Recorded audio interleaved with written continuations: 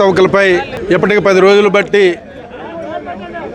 YSR Congress party తరఫున అలాగే మాతో పాటు ఈ నియోజకవర్గంలో ఉన్న విద్యార్థులు నిరుద్యోగులు అందరము కలిపి ధర్నా కార్యక్రమాలు చేశాం. అలాగే రాస్తా రోకోలు చేయడం జరిగింది. ఇప్పటికి కూడా లోకేష్ స్పందించకుండా రాజీనామా చేయటం లేదు. ముఖ్యంగా ఈ డిఎస్సిలో అవకతవకల గురించి ఏమీ జరగలేదని ఇన్ని మాటలు చెప్తూ అబద్ధాలు చెప్తూ ఉన్నారు. కరెక్టే, మీరేది చేయలేదు. అసలు మీరు చేసిన పెద్ద తప్పు ఒకే ఒకటి. ఇందులో బ్రిడ్జ్ అనే ఆటను పెట్టి ఒక ప్యాకాటను పెట్టి ఆ ప్యాకాట్లో ఉత్తీర్ణులైన వాళ్ళకి ఉద్యోగాలు ఇమ్మని ఉద్యోగాలు ఇచ్చామని చెప్పారు. ఇది ఎంతవరకు సబబో ఒకసారి ఆలోచన చేయాలి. ప్యాకాట్ అంటే బ్రిడ్జ్ అట. బ్రిడ్జ్ అనేది ఎవడు ఆడుతాడట? నేను ఎవరినో మొన్న వైజాగ్లో ఫ్రెండ్స్ని అడిగాను, బ్రిడ్జ్ అంటే ఏంటండి, ఏంటి అసలు దీని సంగతి ఏంటని అడిగాను. అడిగితే బ్రిడ్జ్ అనేది చాలా పెద్ద పెద్దోళ్ళు ఆడుతారు, పూర్వం ఆడేవారు అని అన్నాడు. అది పెద్ద పెద్దోళ్ళు ఆడినోడు ఇవాళ ఉద్యోగం రాడు కదా. ఈ ఉద్యోగం రాయడానికి రాడు. ఈ ఉద్యోగం అవసరం కూడా ఆడికి లేదు. పెద్ద పెద్దోళ్ళు ఏంటంటే కోట్ల మీద ఉన్నాడు, ఆడు బ్రిడ్జ్ ఆటలు ప్యాకాట్లు ఆడుతాడు. అలాగైతే మాకు అందరికీ వచ్చిన ప్యాకాట. ఎవడికి ప్యాకాట రాదు? ఇవాళ లోకంలో ప్యాకాట ఆడినోడు ఎవడో ఉన్నాడు. అది నేను ప్యాకాట ఆడుతాను, నాకు అన్ని ఆటలు వచ్చు, నాకు ఉద్యోగం ఇచ్చేస్తారా?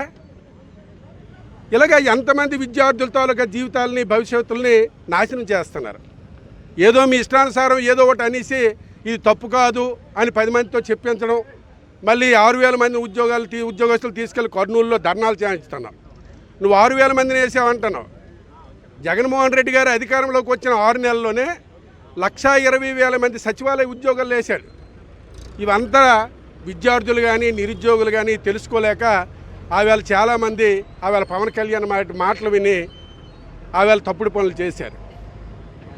కానీ ఈ ఉద్యోగాలు 1,20,000 మందిని 20,000 మందిని వెయ్యాలంటే సామాన్యంగా ఎవడో నా ఇంట్లో ఉండవు, లేకపోతే జగన్మోహన్ రెడ్డి గారి ఇంట్లో ఉండవు ఉద్యోగాలు వేసిడాకి. దానికి ఒక వ్యవస్థ నెలకొల్పాడు అతను. ఒక సచివాలయ వ్యవస్థ నెలకొల్పాడు.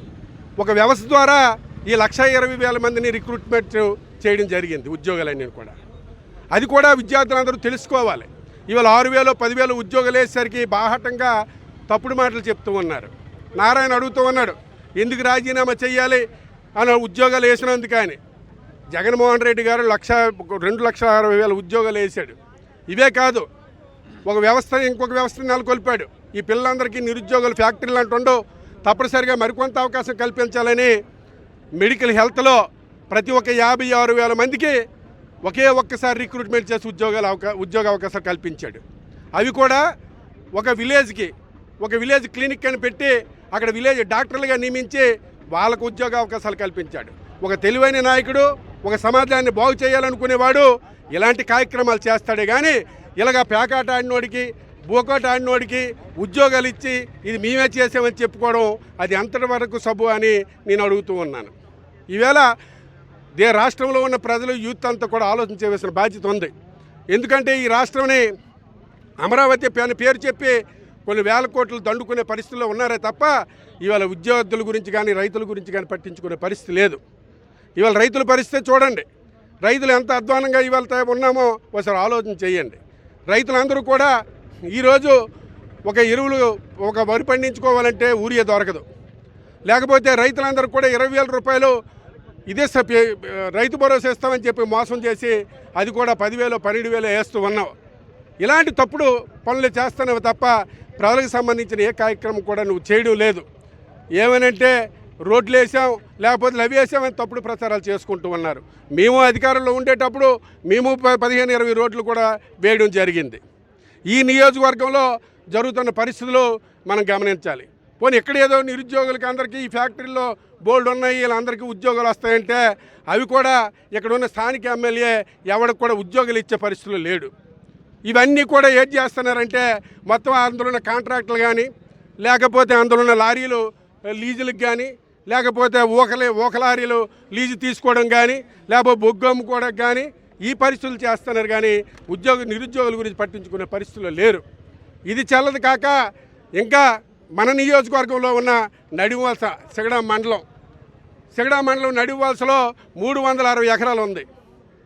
ఈ 360 ఎకరాలు ఎన్ఈఆర్ కన్స్ట్రక్షన్స్ ఏదో ఆయన కంపెనీ పెట్టి దాని ద్వారాగా ల్యాండ్ రిక్వైర్మెంట్ చేస్తూ ఉన్నాడు. దానికి కానీ ఇవ్వకపోతే మీకు జడిపిస్తూ ఉన్నాడట. అక్కడ ఉన్న రైతులు చెప్పారు. మొన్న నేను సిగడా మండలం మీటింగ్కి వెళ్తే, సార్ మమ్మల్ని బెదిరిస్తున్నాడు అతను, మాకు ఇబ్బంది పడుతున్నాం, మాకు ఇలా చేస్తున్నాడని.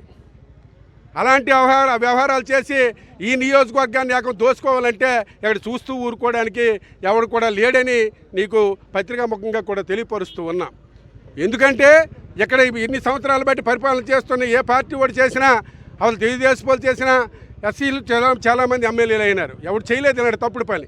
ఈవేళ 300 400 ఎకరాలు దోచుకెళ్ళిపోవటం అంటే ఎలా అవుతుందని నేను అడుగుతూ ఉన్నాను. కాబట్టి ఇవన్నీ కూడా ఈరోజు తప్పనిసరిగా లోకేష్ అనేవాడు లోకేష్ అనే అతను తప్పనిసరిగా రాజీనామా చేయవలసిన బాధ్యత, నైతిక హక్కు, అతను నైతిక విలువలు పాటించాలంటే తప్పనిసరిగా రాజీనామా చెయ్యాలి. అదే మా తాలూకు ఇది. ఈవేళ ఇంతమందిని పోలీసులు పెట్టి అడ్డించుకోవాల్సిన అవసరం నీకు లేదు. మేము సామరస్యంగా వీళ్ళందరినీ డిపార్ట్మెంట్ని మీరు ఇబ్బంది పెట్టాలని చూస్తున్నారు తప్ప వాళ్ళకేదో అయితే వాళ్ళు ఏదో లేనిపోయిన తప్పుడు కేసులు కట్టించి వాళ్ళ జీవితాలతో ఆడుతున్నారు తప్ప ఇక్కడ జరిగిన ఇదేం కాదు. కాబట్టి నిజం తెలుసుకొని ప్రభుత్వ పరిపాలన ఏ విధంగా చేయాలి, ప్రజలకు ఏ విధంగా అండదండగా ఉండాలని తెలుసుకొని పరిపాలన చేయాలని ఈ కూటమి నాయకులు చంద్రబాబుకి కానీ, పవన్ కళ్యాణ్కి కానీ, అలాగే లోకేష్కి కానీ తెలియపరుస్తూ ఉన్నాం. ఇప్పుడు పవన్ కళ్యాణ్ ఆవేళ ప్రజలందరి మధ్యకి వచ్చి ముందుకొచ్చి నేను తప్పనిసరిగా ఇచ్చేస్తాను, నేను తప్పనిసరిగా ఎవరైనా తప్పు చేస్తే, కూటమి ప్రభుత్వం తప్పు చేస్తే నేను ప్రశ్నిస్తాను, అడుగుతానని చెప్పాడు. ఎన్నో మటలు జరుగుతున్నాయి, ఎన్నో మానభంగాలు జరుగుతున్నాయి. అలాగే గ్రామాల్లో ఎక్కడ కూడా ప్రజలకి, ఎక్కడ విద్యార్థులకి నష్టం జరుగుతుంది, ఎక్కడా ప్రశ్నించడు. ఏమనంటే ఆ ప్రశ్న అనుకొని తిన్నగా బొంబాయి అక్కడికి వెళ్ళిపోతారు. అదే మన అమరావతిలో బాగు చేయించుకోవచ్చు కదా, ఏదైనా బాగోలేకపోతే. ముంబై వెళ్ళవలసిన పని ఏముంది ఎవరికైనా. కాబట్టి ఇలాంటి అన్నీ కూడా ఇది అవ్వాలంటే యువకులు అందరూ కూడా దీనిపై ప్రతి గ్రామంలో కూడా చర్చ జరపవలసిన పరిస్థితి ఉంది. కాబట్టి తప్పనిసరిగా 2-3 సంవత్సరాల్లో తగిన బుద్ధి కూటమి ప్రభుత్వానికి తగిన బుద్ధి చెప్తారని తెలియపరుస్తూ సెలవు తీసుకుంటూ ఉన్నాను.